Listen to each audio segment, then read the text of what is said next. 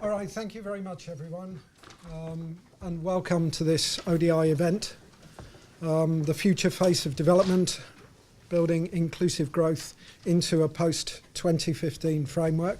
We've had an earlier roundtable discussion today with Simon Maxwell and others, looking at inclusive green growth. So we're, chucking the words around today and mixing them up and looking at all the different ways that you can look at goals in terms of development. And this is very much part of Claire Malamed's team's work programme on post-2015.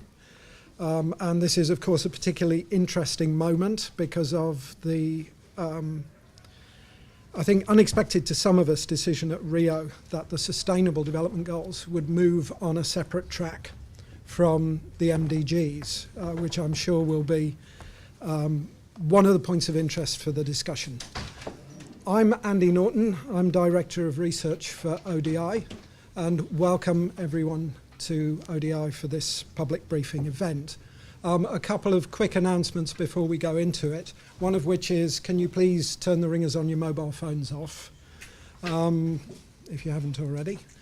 And the other is that we do have an audience participating online, so there may be people you can't see in the room who are participating, and I think probably quite a large one for this event. So many thanks to everyone.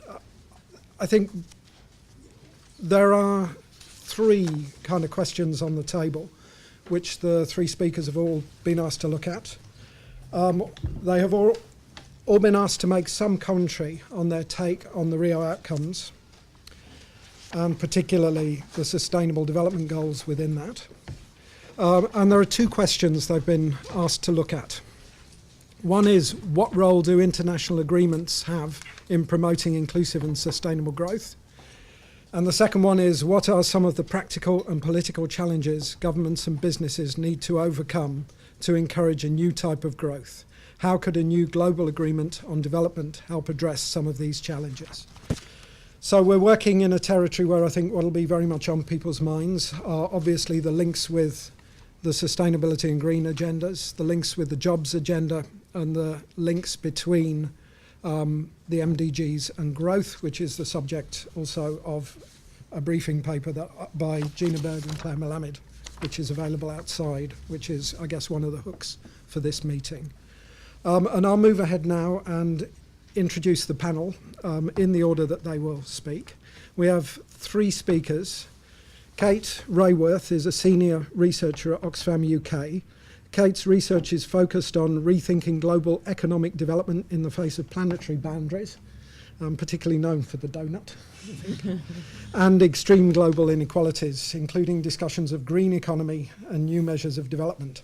Prior to joining Oxfam GB, she was co-author and economist of UNDP's Human Development Report and fellow with the Overseas Development Institute, working with the Ministry of Trade and Industry in Zanzibar. Our second speaker will be Rolf van der Hoven. Rolf is Professor of Employment and Development Economics at the Institute of Social Studies in The Hague.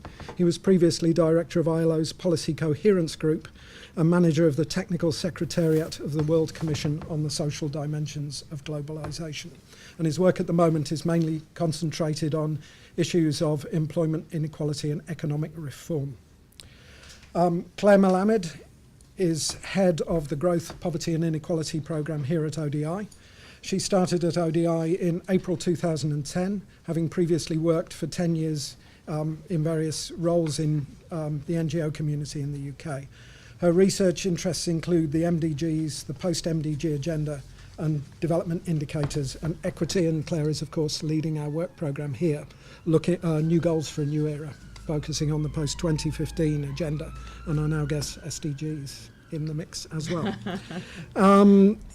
Kate, Rolf and Claire will all have 10 minutes each, and then we're very pleased to welcome as discussant Will Day, who's actually on our board at ODI and at the moment interim chair, and many thanks to Will for that.